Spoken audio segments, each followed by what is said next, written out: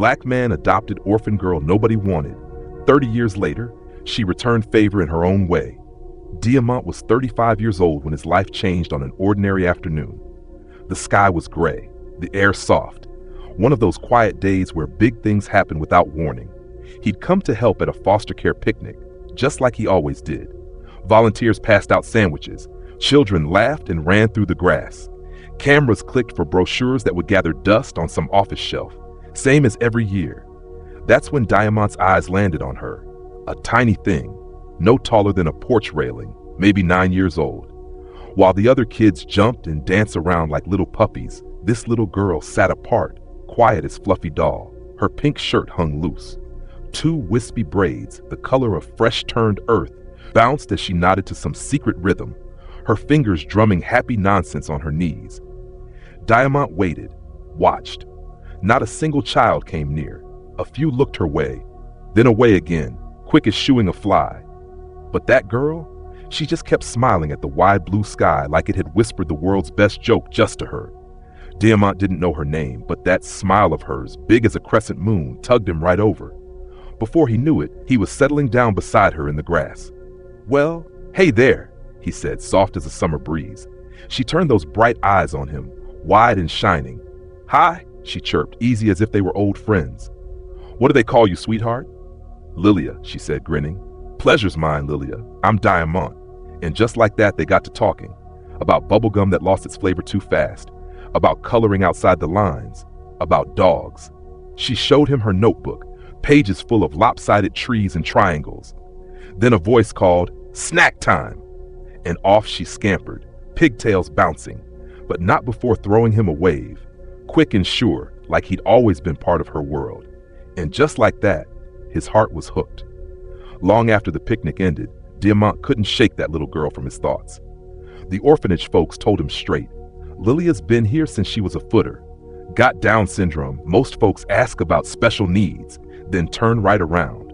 They warned him gentle but firm, "She's clever as whip, just takes her time. Loves harder than sunshine, but some days that love comes out sideways. It won't be easy, might even crack your heart clean open."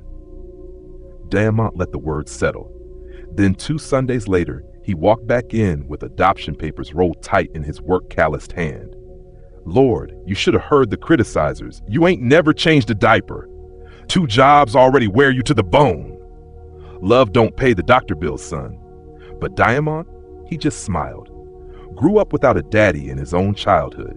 Maybe that's why when he looked at Lilia, all he saw was a little girl who needed someone to stay.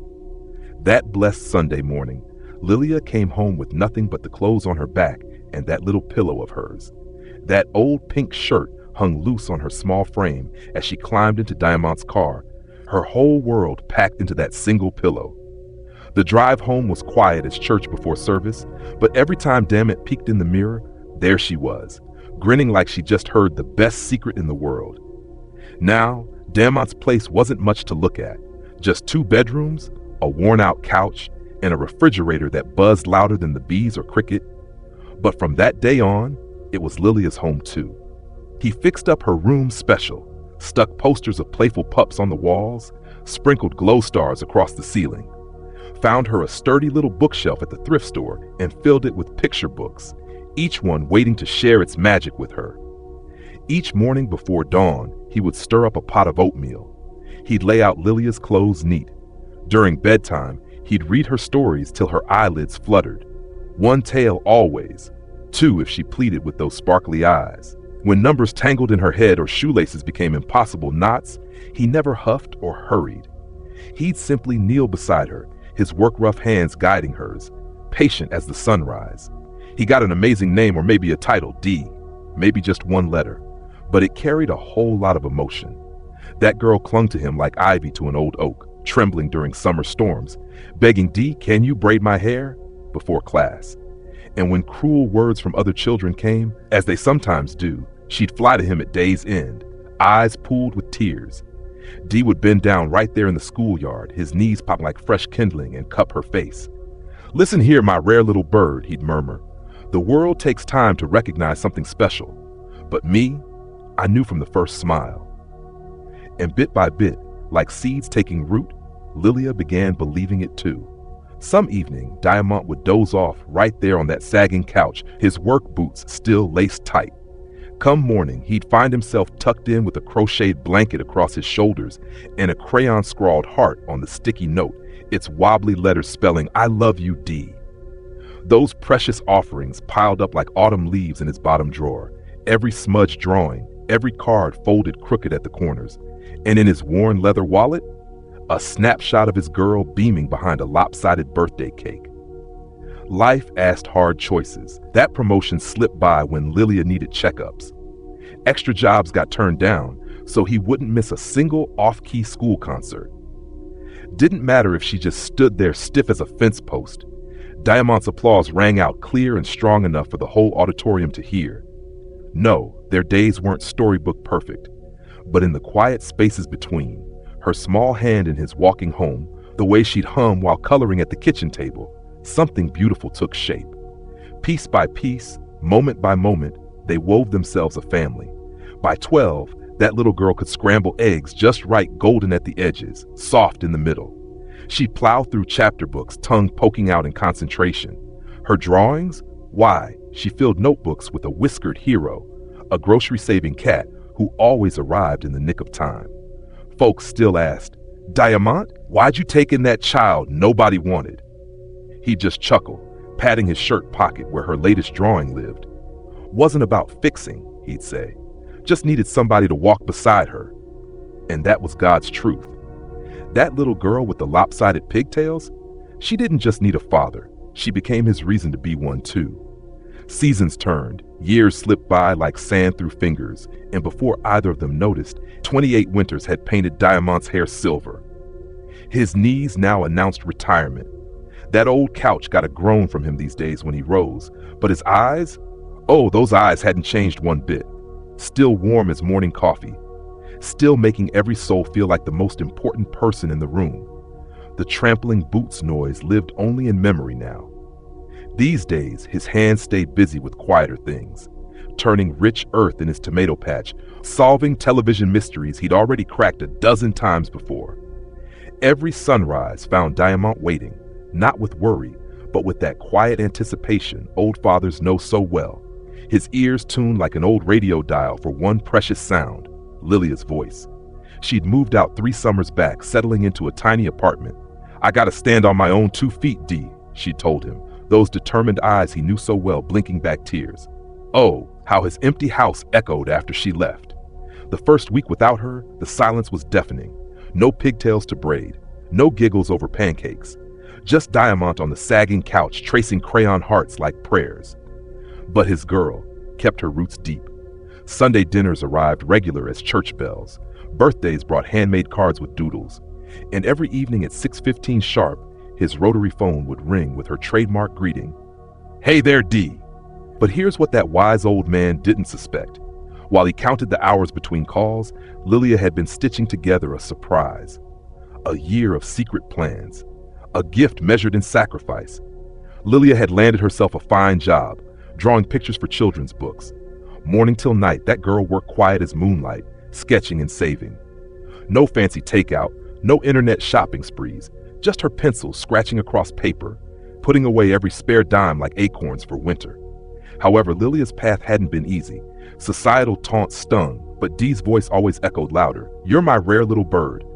Night after night, she practiced drawing. Rejections piled up like old sketchbooks, but Dee's fridge stayed papered with her art. Then, one stubborn editor saw what Dee always had, a magic in her lines. Then came that golden Saturday morning. The phone rang sharp as a Blue Jay's call. "Dee," her voice bubbled like a fresh-poured soda, "put on your fit. I'm coming to pick you." Diamant's chuckle rumbled down the line. "This about that art show you've been hinting at, sugar?" "Not even close," she sang. "Just trust me."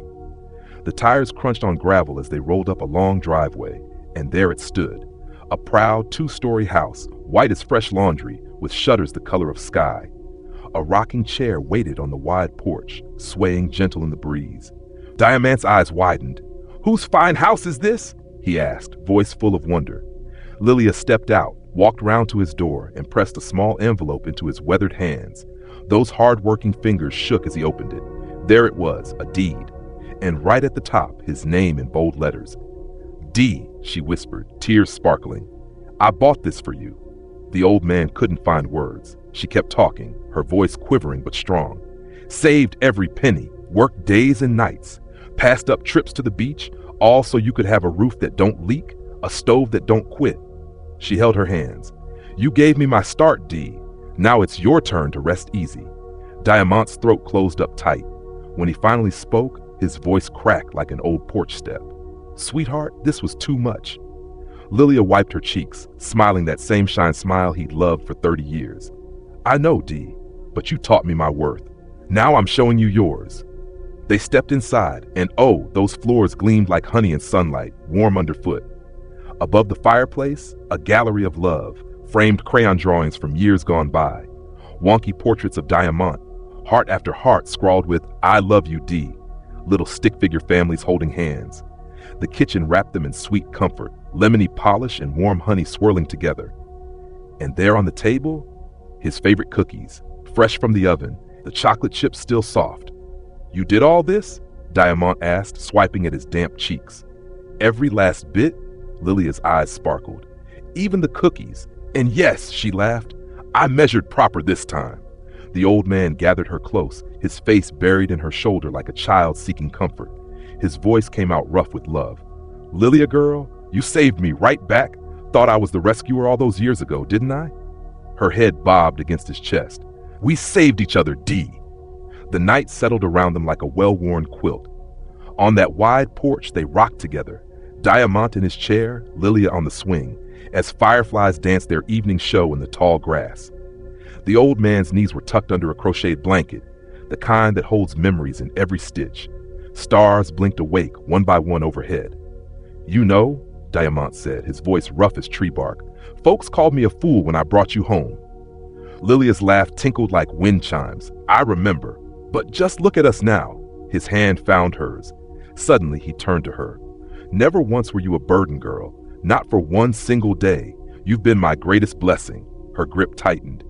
"And you, D, you saw me before anyone else did. You were my home before I knew the word." A comfortable quiet fell between them, rich as buttercream, not empty, but full to bursting with 30 years of sunrises and storms weathered side by side. Diamant tilted his face to the heavens. "This house, it's something else." "So are you," she whispered, and right then, with the crickets singing, Diamant didn't feel his aching bones or count his years.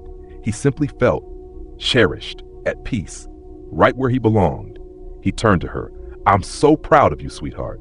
Her eyes shone wet in the golden light. "Right back, you, D." And under that endless sky, the man who'd given his whole heart to an unwanted child received the rarest of gifts. All the love he'd poured out returned to him 100-fold. If this tale warmed your heart like a good cup of tea, why not share it with someone who needs to hear it? Stories like this remind us all, it's never too late for love to work its magic. Also, don't forget to leave a thumbs up and subscribe for more amazing stories. Until then, stay blessed.